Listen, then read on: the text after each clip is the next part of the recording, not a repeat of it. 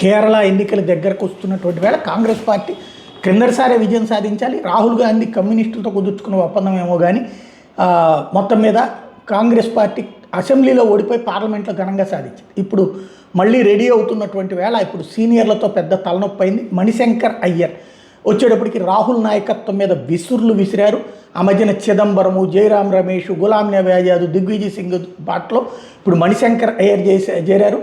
నేను గాంధీవాదిని, నెహ్రూ రాజీవులకి శిష్యుణ్ణి అని చెప్పుకొస్తూ రాహుల్ గాంధీకి గురువు లాంటి తప్పించి శిష్యుని కాదని చెప్పారు, కానీ ఆయన పట్టించుకోవడం చెప్పుకొచ్చారు. అదే సందర్భంలో కేరళలో కూడా ఇలాంటి పరిస్థితే కంటిన్యూ అయితే కనుక గెలవడం కష్టం అన్నటువంటి వ్యాఖ్యలు చేశారు. పార్టీలు నడిపేటప్పుడు బాధ్యత కావాలన్నారు.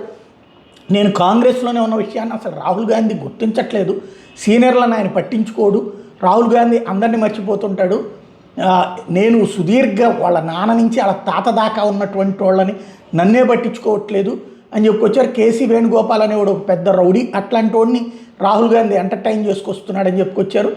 రాహుల్ గాంధీని సర్దార్ పటేల్ స్థాయికి దిగజార్చుకొచ్చారు అన్నటువంటి పాయింట్ని వ్యాఖ్యానించుకొచ్చారు. కాంగ్రెస్లో కీలకమైనటువంటి అంటే వరుసపెట్టి విమర్శలు. ఆ మధ్య దిగ్విజయ్ సింగ్ కూడా మనం ఆర్ఎస్ఎస్ న్యూస్ నేర్చుకోవాలి ఇలాంటి మాటల దగ్గర నుంచి చిదంబరం మనం చాలా మార్పు చేసుకోకపోతే కష్టం అన్నటువంటి వ్యాఖ్యలు. గులాం నబీ ఆజాద్ అయితే సాంతం పార్టీని వదిలేశారు, హిమంత బిశ్వ శర్మ పార్టీని వదిలేసి సీఎంఏ అయిపోయారు అస్సాంలో. ఇట్లా జరుగుతున్నాయి.